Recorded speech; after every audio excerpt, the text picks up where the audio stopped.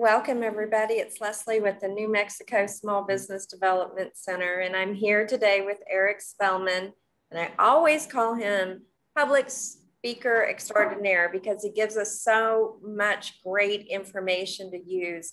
Today, we're going to be talking about using stock images to up your social game.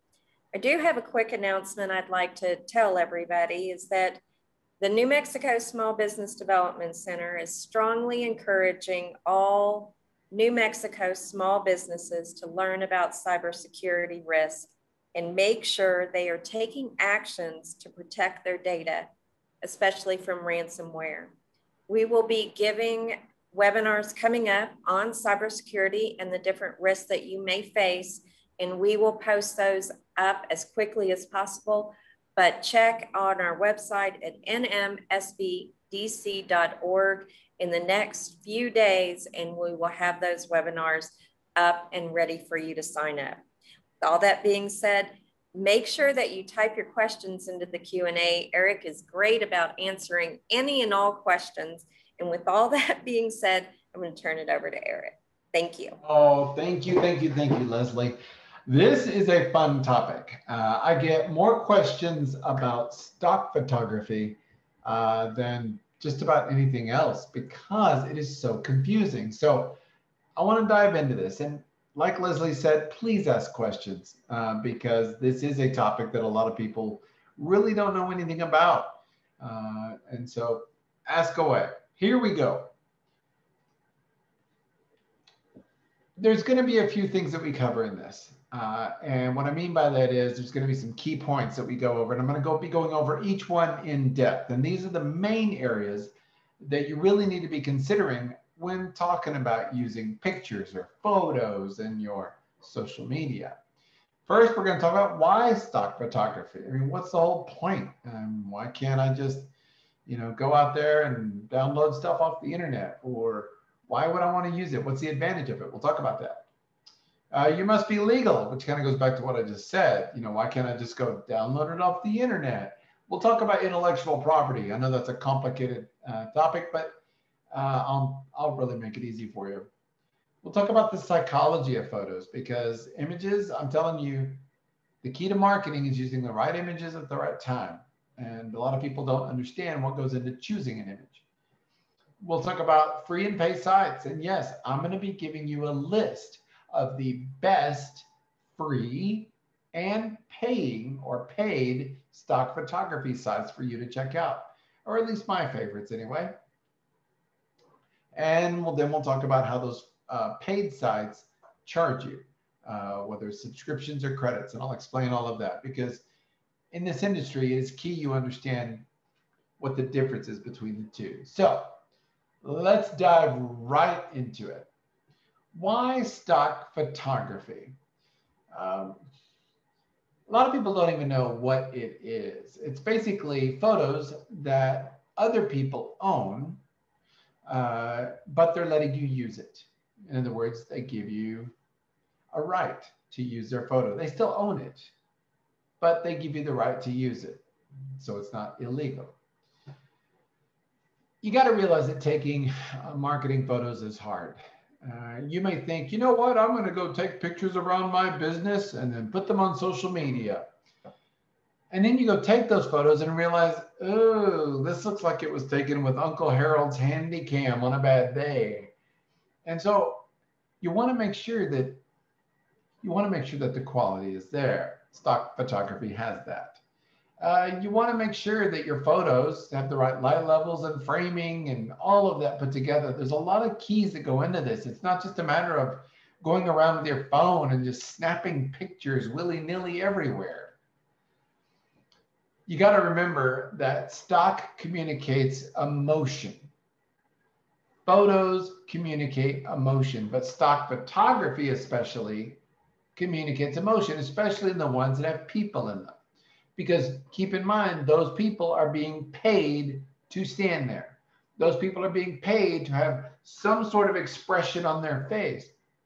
And if you choose the right photo, you can actually communicate some of that emotion or infer it or imply it simply by choosing one that shows it the best. And why stock photography? Because it doesn't include you. And I know that sounds like a joke. I'm just not a big fan of having a lot of photography with you in it. I want you to think about it. Microsoft has a lot of photography, and a lot of these large companies have a lot of photography in them, but you'll never see the owner of the business in all of the photos. I'm not a real fan of the owners taking a lot of photos of themselves or wanting to be in every photo, because sometimes it's just not about you. I know that sounds so rude. It's not about you. It's about what we're trying to convey. It's about your product. It's about your service. It's about the customer. It's about, it's about where you make it. There's so many other things before it's about you. Sadly, I've been to so many websites and also seen so many social media posts where all they do is take pictures of the owner. And I can already tell it's because the owner is egotistical. The owner thinks people actually care. No. Remember what I told you. People want the answer to a question. They want the solution to a problem. They don't care who gives it to them. Okay? They just want that. So focus on that. You must be legal. I'm going to spend a little bit of time here. And people, if you have questions, this is going to be one of those places, because there's a lot of confusion out there as it relates to what is legal, what is it that I can use. Some of you don't even know that there's something you can do that's illegal. And listen up closely, because if you do this wrong, the fines are upwards of, I've seen fines of $10,000 per photo. And trust me, you don't want that hitting you. I'll explain how that works in just a minute, but just know, pay attention. You need to realize that photos are intellectual property. Photos are just like if I wrote a book, okay? Whoever writes the book is the author, and that author owns what's in the book. It's their intellectual property. They created it. Well, whoever took the photo did so as well. I tell people all the time that you need to be careful. You need to know who owns everything that goes into your website and who owns everything that goes into your social media. I'll give you a good example. Back when I built websites, there was a company, and what they wanted to do was simply put out all their information and have a lot of photos associated with it. And so they hired someone to do that. So they had someone build their website, and that person put all sorts of photos in there. And this company that was hiring the website developer didn't ask where the photos came from. And so the website was built and it was launched. Well, two things happened. One, the owner decided he wanted to use those photos somewhere else. And so he copied the photo from his website and put it in social media. Well, the person who built the website said, that's my photo, and you can't just use it. And the owner got all mad and said, oh, well, if you're going to do that, I'm just going to leave you and take my website with me. And guess what the website developer said? No, you can leave me, but you ain't taking the website with you. And the owner said, I thought I owned the website. I bought it. I had you built it. I paid you. What do you mean I can't take my website that you built for me somewhere else? And that's because of a little known law. I know it's in Texas, and I think it's in New Mexico and most states. And that is this: even if someone builds you a website and provides all the photography, and even if you pay them for all of that, whoever took the photo still owns what? The intellectual property rights to that photo. And so while you're using it, yes, the person who actually controls it, in this case, was the website developer. I've had so many people be held hostage. Their websites have been held hostage because the website owner would not release the rights to the photos on the website, which I'll just give you some free advice right now. If you're going to have someone build a website for you, you better make sure in paper that they release all rights to that website and they release all intellectual property rights to that website so that you can just take it and use it totally on your own. Or else you could lose your website. The creator always owns the right, like I said, unless they sign it away, unless they give it away. And that's why I said, whenever you sign a contract with a web developer or sign a contract with someone who's doing your social media, you need to read the fine print and find out who owns the actual pieces that someone is creating for you. And I'm telling you, in the majority of the states today, including Texas and most likely New Mexico, it is going to be the person who actually created it and they control it. And if you do take it anyway, they can come after you legally and win. However, if someone steals your stuff, you know, maybe that you created or your photos, it's actually kind of easy to find them. And that's another reason not to just copy stuff off the internet. And I've seen so many cheap web developers who they'll just go copy pictures off the internet and then put it in a website that they're building for a customer. Problem is, it's easy to find, very easy to find. One of the ways it happens is what I call the Getty Terminator bot. Getty Images is a very large stock photography site, but they are also a very large licensor. They help authors license their content, but they also check other content on the internet to make sure those pieces are not being used. And what they do is they have a little program that runs all the time. I call it the Getty Terminator bot. And what it does is it looks at all the pictures in the Getty archive and it goes to a website. It's kind of like a search engine. It goes to a website and it looks at all the pictures on that website. And if any of those pictures match any pictures that Getty manages, then Getty looks to see if you have the right to use that image. It checks its archive to see if you have permission. And if you don't, listen, if you don't, you're going to get a letter from lawyers and it's going to say, hey, this is Getty. We discovered that one of our images is being used without permission on your website. It is not enough for you to just take it down, the letter will say. In fact, we need you to pay us $10,000.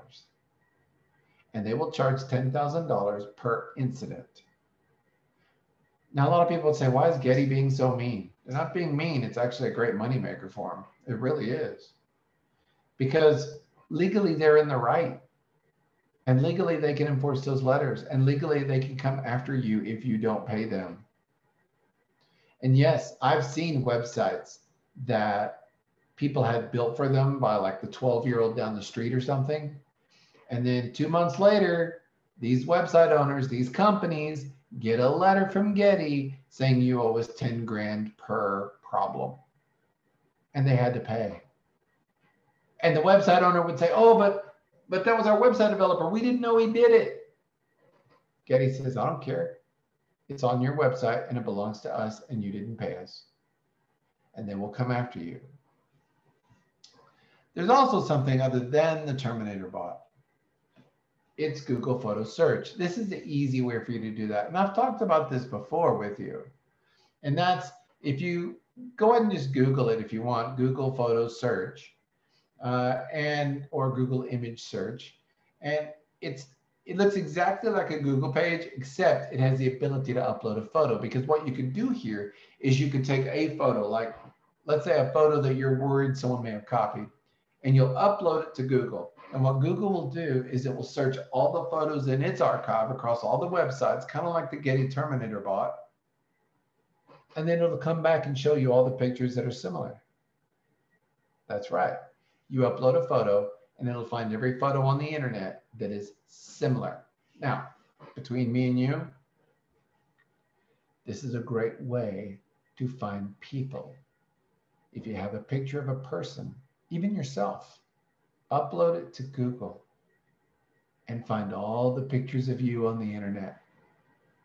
Guarantee you will find some you didn't know about.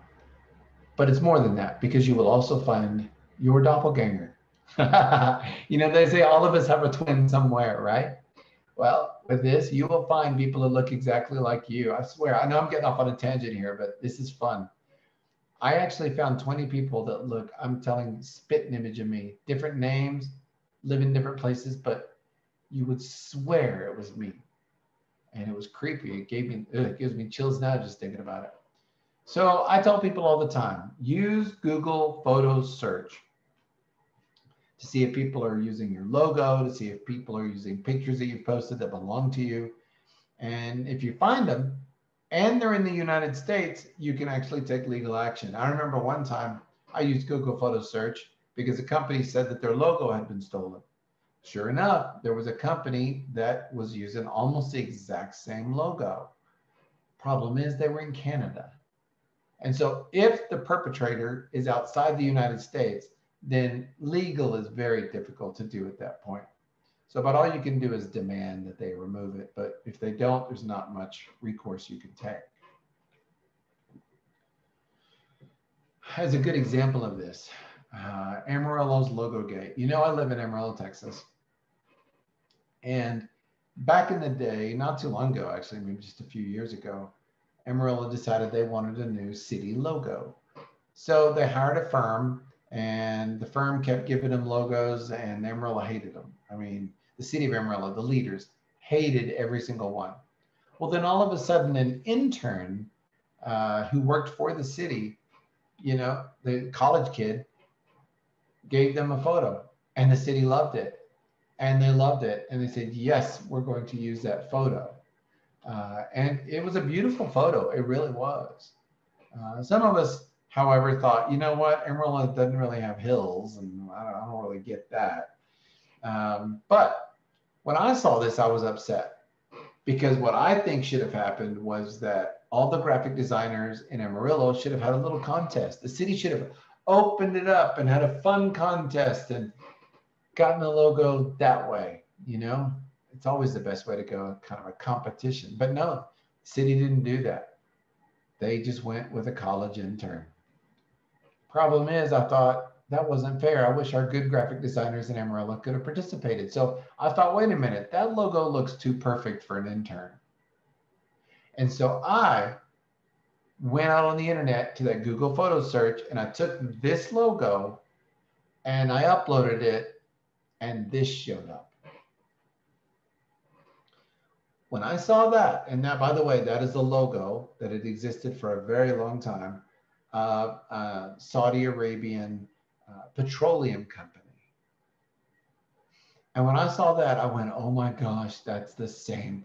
Whoever did the city's logo copied this one. I mean, if you stack them on top of each other, it's exact except for the wording underneath and maybe a little bit of color change.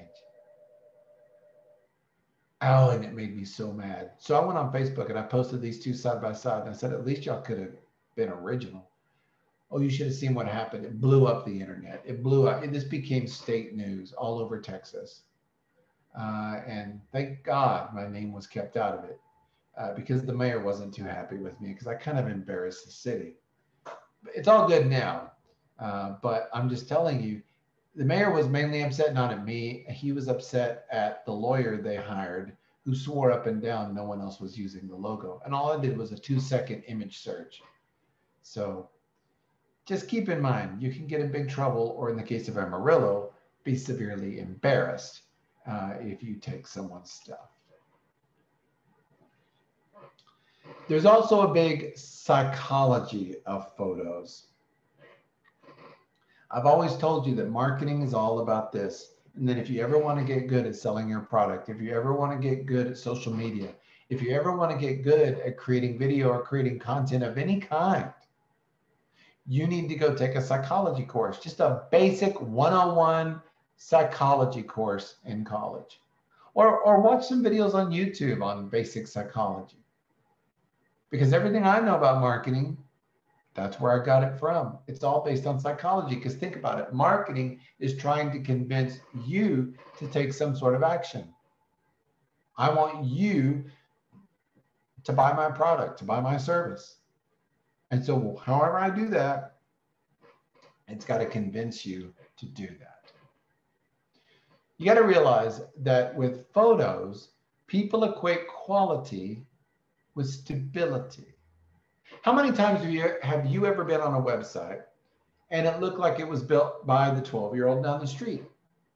You know, it looks cheesy and cheap, you know, and the photos are kind of like sketchy. What did you do when you got to that website? Did you go in and order something? No, because it looks like a little fly-by-night. It looks like a little store that was thrown up 24 hours ago and probably disappear just as quickly. You see, a quality photo makes your site look professional. A quality photo makes your social media look professional. And it makes your company look bigger than it is. That's the beauty of it. I know some people who they are the only owner, they're the only employee of their entire company. And yet if you go to their website, it looks like Microsoft. It looks like a huge, stable company. And it's all because they used stock photography, professional photographs in all their content. Remember, there's also a little something called the trust barrier. Now, for those of you who haven't heard about that yet, a lot of business owners wonder, why are people going to my website and buying anything? You know, I know people are looking at it, I see the traffic, but no one ever buys anything. Well, you've got to realize that the number one barrier to doing business on the internet is something called the trust barrier, which basically means when people first land on your website, they don't trust you. They don't know you. I mean, think about it. When you do a Google search and you go to a website you've never been to before and they're trying to sell you something, do you trust them automatically? No, they've given you no reason to. Unprofessional photography keeps that distrust very high, okay? What we're trying to do is actually lower the trust barrier so that our customers and potential customers can get past it. And photos that look garbagey, and yeah, that's a word. Photos that look garbagey, they do not lower the trust barrier, but photos that are professional do. I was dreading this part of the presentation. Whenever I talk about photos, using photos in either a website or social media, I always have to start with this. Listen up, because sometimes this little talk makes people angry. I've actually had people leave my presentations when I got to this part of the talk. So just hear me out and you'll understand. People like pretty people, okay? People like pretty people. And a human, no matter how good they are in their heart, no matter what their intentions are and how angelic they may be, if you put a pretty person picture next to a person who's not as pretty or handsome, and there's no other reason to pick which photo do you like better, that person will always pick the prettier photo, the person who's more handsome, the person who looks like what society sees as beautiful, okay? I'm not talking about sex sells here. That's not what I'm talking about. I'm talking about what the human eye values. That's why models still exist. That's why, and you know, when you see pictures of people wearing clothes, it's always of beautiful people, because beautiful people sell more clothes than people who aren't beautiful wearing those same clothes. Because in a way, and this is part of the psychology I told you, when people look at the model, they're really looking at the clothes, but they're looking at the model and the clothes put together going, wow, that whole look is good. What they don't realize they're doing is that they're also complimenting how the model looks, male or female. People are attracted to pretty people. That's just basic genetics. With stock photography, most of the people in them are beautiful people. And so you don't have to worry about that. I mean, if you're like me and not one of the most beautiful people out there, or Maybe there's no employee under you that is like a perfect 10, you know, then stock photography is the way to go. I know this sounds so shallow. Please don't throw bricks at me. This is basic marketing, okay? And whether you like it or not, whether you think it's right or not, that's just how humans work.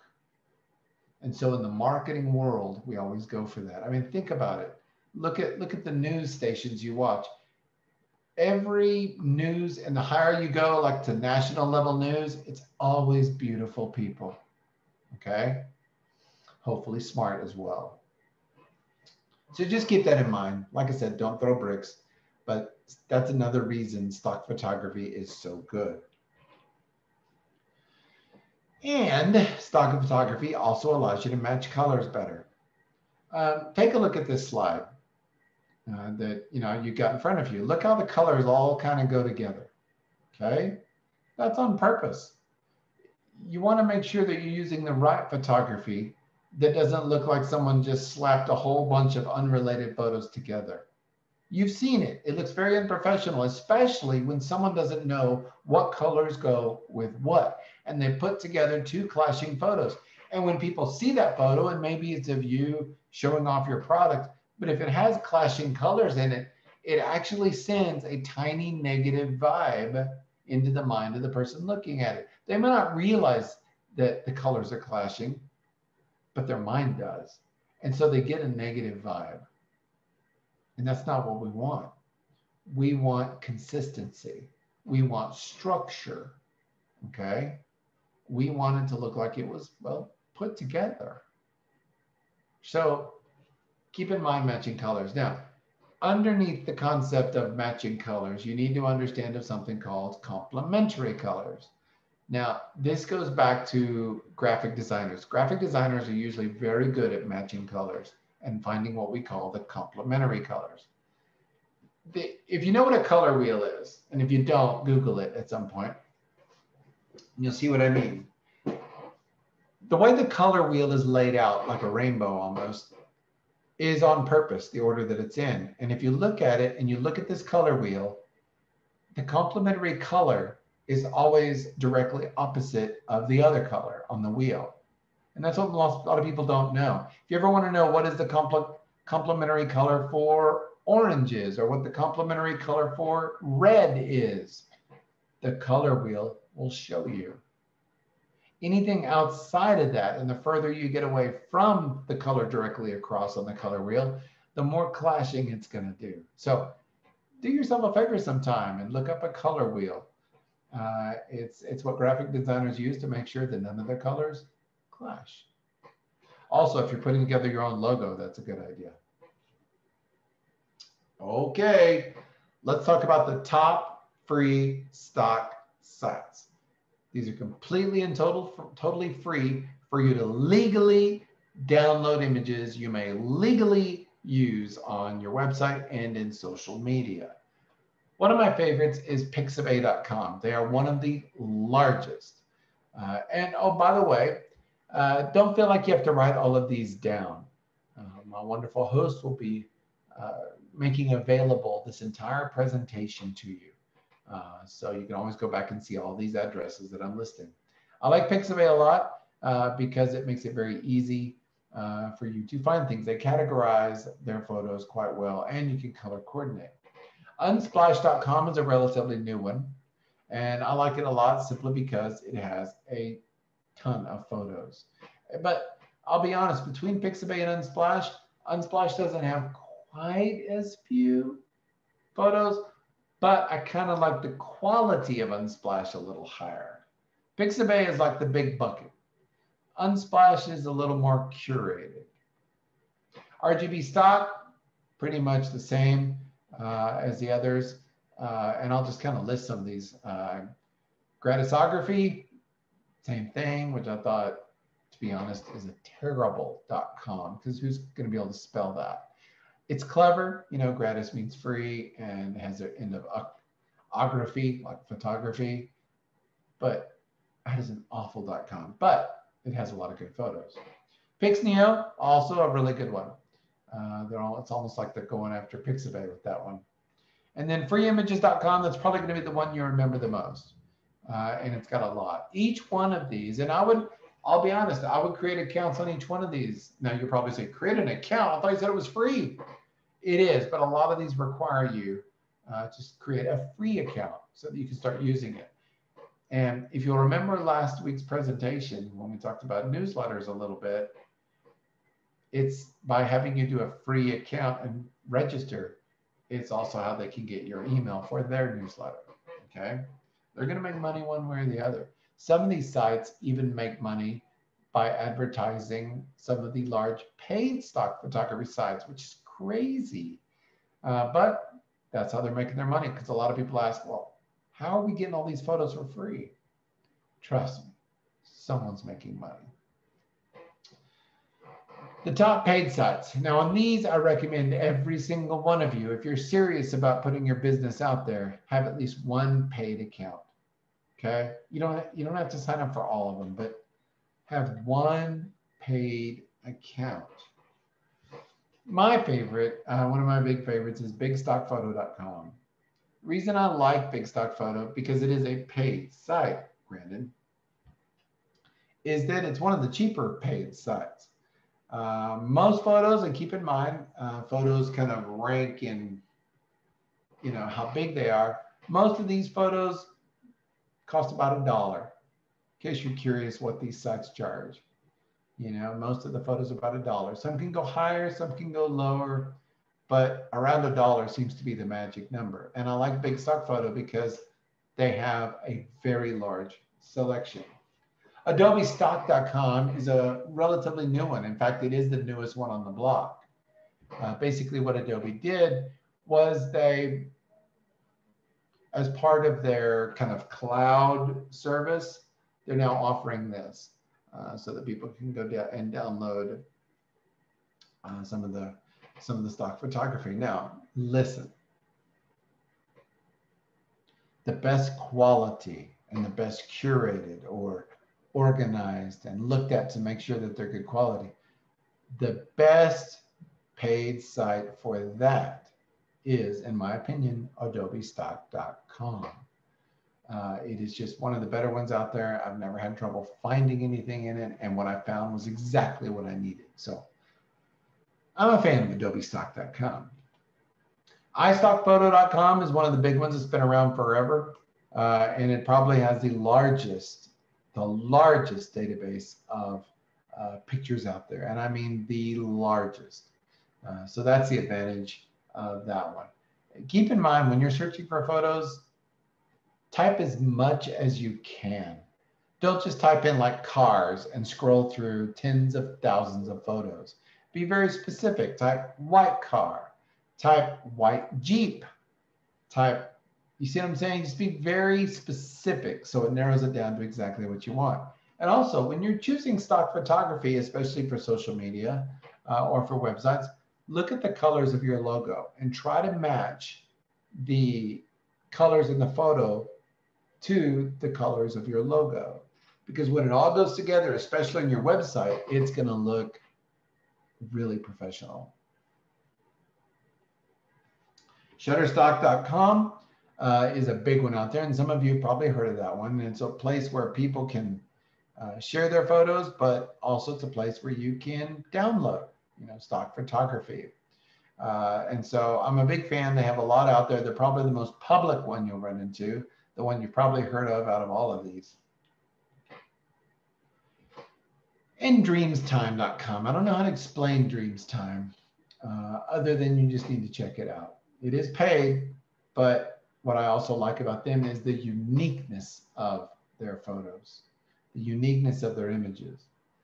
Now, keep in mind, all these sites also have video.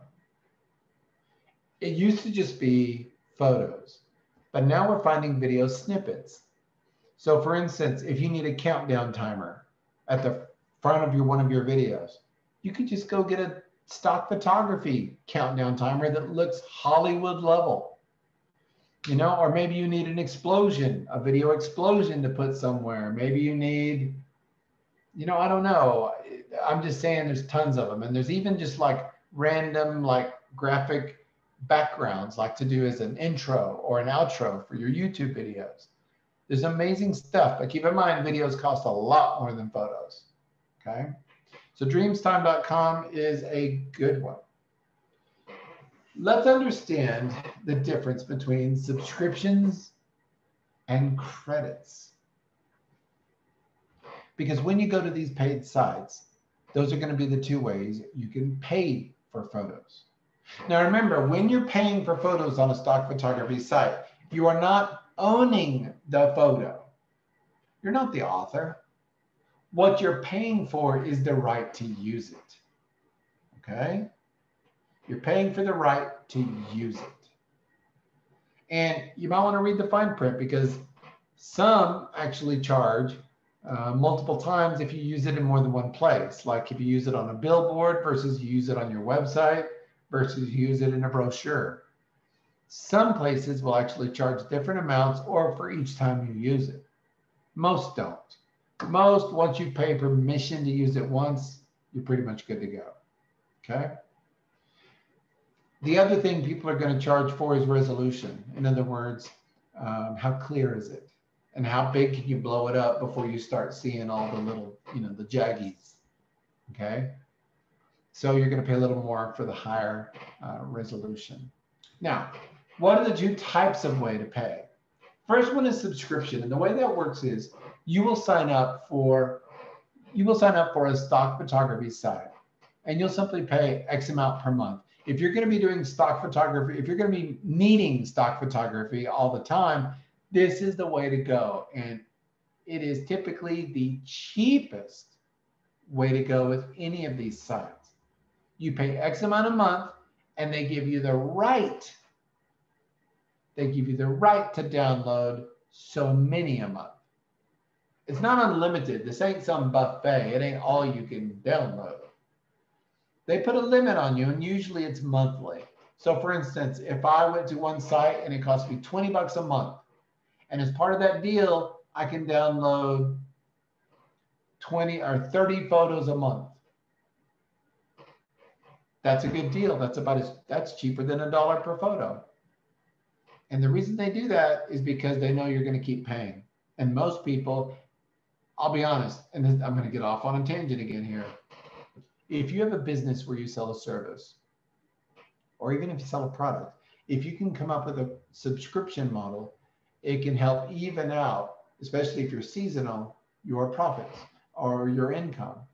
So some companies who make all their money during the Christmas months, I know some of them who have set up subscription models where they're automatically sending out a product every month or giving people access to a service every single month for X per month. Okay? The subscription is always cheapest. And they're typically going to offer you either a monthly or an annual option on this. In other words, if it's 20 a month, but you pay 12 months of it, it's going to be cheaper than if you just paid monthly, where it might be 30 bucks. You see what I'm saying? A month. If you wanted to go monthly and cancel anytime, it might be 30 bucks a month. But if you go ahead and pay a year up front, it may be 20 bucks a month, add it all up. It ends up also being the cheaper photos that way. Subscriptions, like I said, if you're going to be doing this all the time, use subscriptions because it is going to be your most cost-effective way to download stock photography. Now, what are credits? Credits are like, I want a one-time use.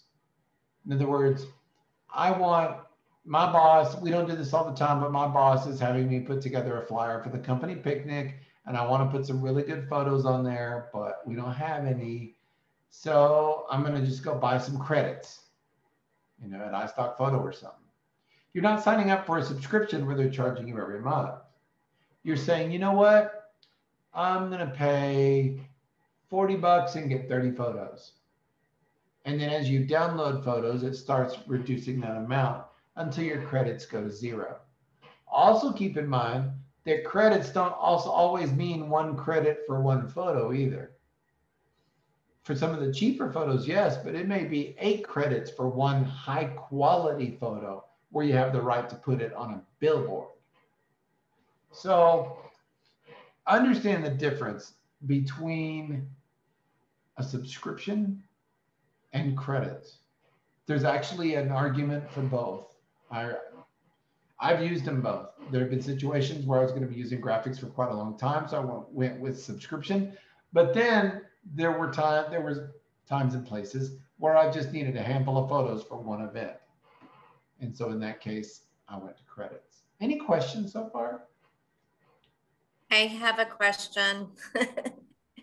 Okay, so there is a couple of organizations I know that are doing, like, one is doing like a graffiti contest, and one is doing like send a photo in contest.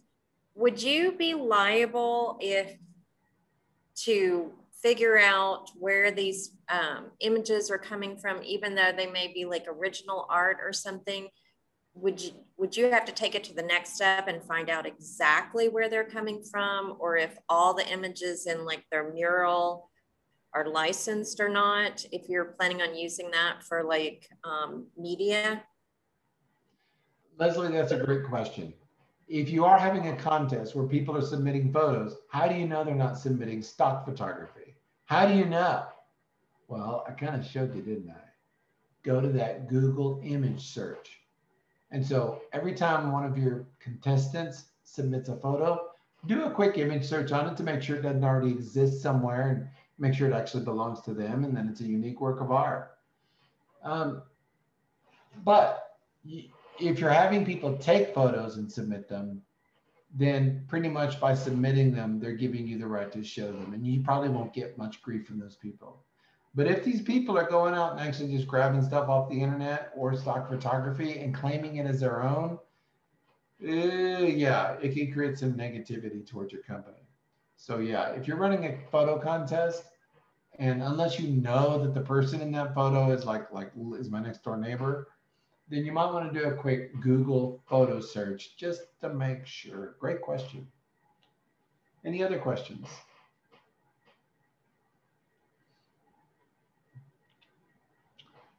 Well, believe it or not, we're here already. I expected a lot more questions than we got. So since we're already here, let me go ahead and cover a couple of other things that kind of go hand in hand with this. When you're using photos, make sure that you try to keep it maybe one photo at a time.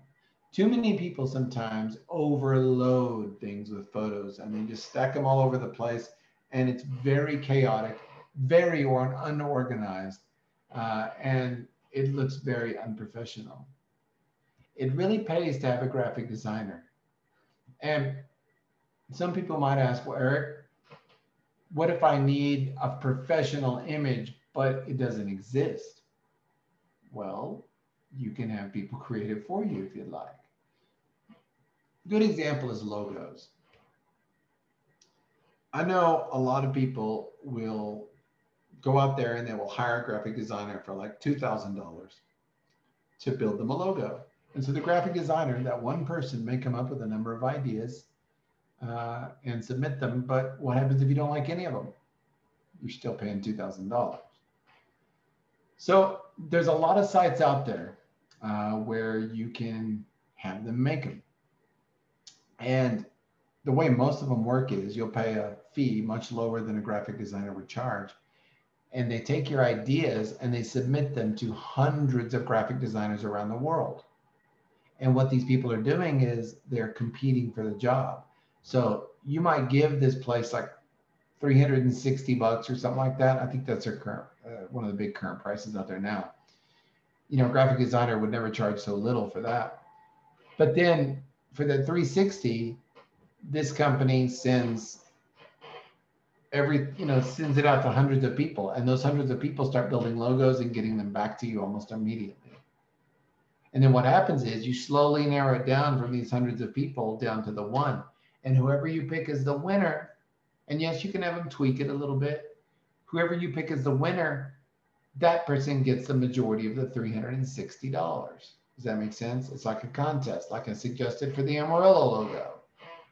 So there's different ways there's different ways you can have people create it for you. Let's see. What Donna had a question. What if you share a photo from Pinterest or Facebook? Can you get sued? Yes. If you just the fact that you can see a photo on your browser, you know, on your phone, from especially in Pinterest, if you just go and grab that and put it somewhere public, if the person who created that photo, all they would have to do is a Google image search and get a lawyer and come after you. So it depends on how you're going to use it. If you're using it to make money with, that's even worse. If it's just going to be a social media post and you go grab it, you probably won't get caught, but I'm not telling you to do it at all. Stay away from it. You want to be able to sleep at night. Okay. I remember one time I inherited a website from another web designer. This other web designer was an idiot. So anyway, I inherited the website and I was hosting it. I didn't build this website. I inherited it. My company got a letter about 4 months later from the Getty Terminator bot. And I tried to tell them, you know,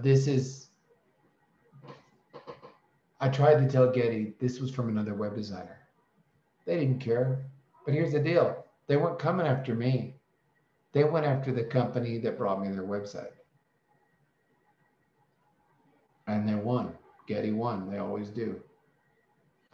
So if someone gives you something, if someone creates anything graphical for you, for your company, your nonprofit, whatever, ask them where those photos are coming from. Ask them if they have a stock photography account somewhere, or ask them if they're simply copying and pasting from other people's stuff. Very, very illegal. Other questions? While people are typing in the questions, I want to update everyone. We have been wanting to present, Eric, your most important online stats you cannot ignore.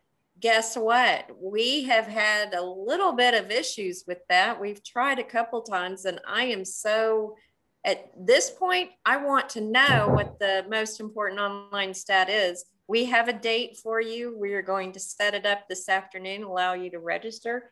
That's going to be Friday the 18th. Please register for that.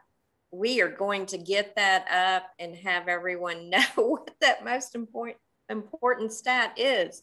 Also, I want to update everyone on some webinars we have coming up.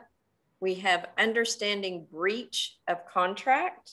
We have Eric again, the Guru Guide to Succeeding in Paid Advertising on Facebook.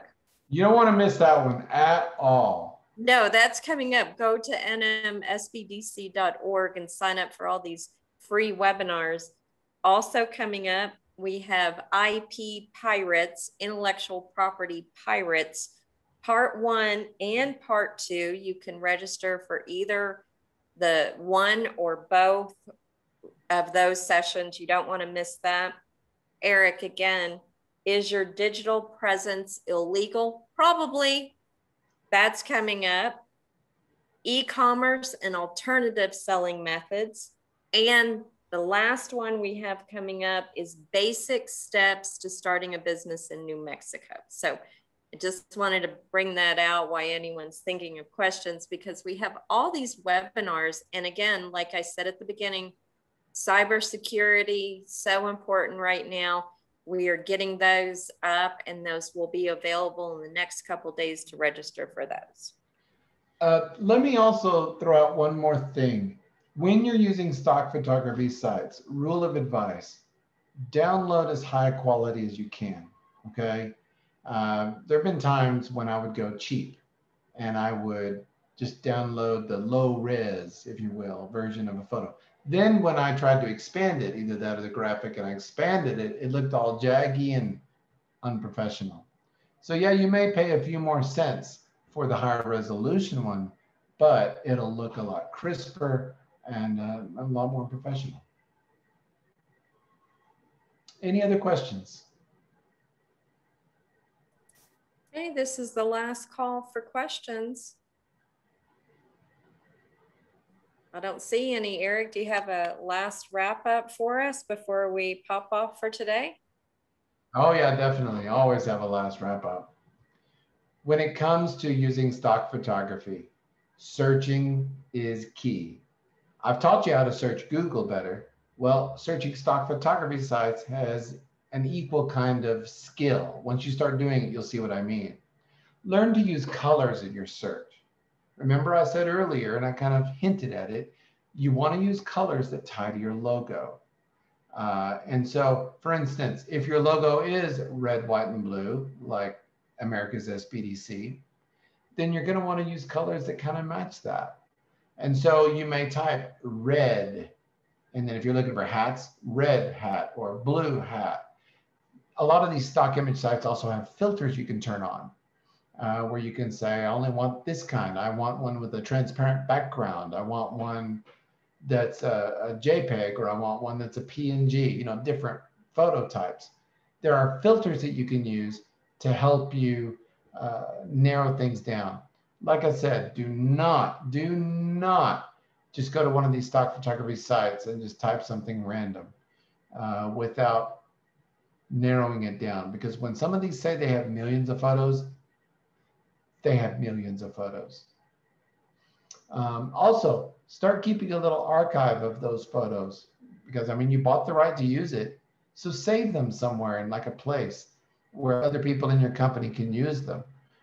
Make sure that wherever you're downloading them from, that the rights on that photo aren't per usage. Like you pay once to use it on your website, once for a billboard. Many times it's not quite that way. Usually once you download it, you're fine. I've even had someone tell me that while they don't like Getty Images or iStock Photos, same thing, uh, as much as some of the others, they use it because it pretty much guarantees you're safe from the Getty Terminator bot. Any You know, questions? I know what you mean about there's so many when you get into those photo sites and you're looking for a certain image, and a lot of times I use your little tricks that you brought up on one of your other webinars about putting the plus sign and stuff, because when you look for just like a holiday, let's say you want to just do a shout out to one of the holidays coming up, but you want to make sure that the image is kind of reflecting you correctly. I do the plus, and then either if I want an illustration or a photo or with people, without people, copy space, not copy space, so I can get that exact image. And then sometimes I've scrapped the search and started all over again because I need to portray a certain feel that's the same as what I have going on. And so it's kind of interesting going in and kind of tweaking it. Mhm. Yeah, trust me, if you're in charge of your company's flyers or your nonprofit's flyers or anything like that, or even the social media like we're talking about here, then having a stock photography account is going to save you so much time and money, especially since some of them are completely free. Thanks, everybody. We appreciate you joining us. And again, visit nmsbdc.org for no cost confidential business counseling and to sign up for any of our free webinars. You guys have a great day. See you later.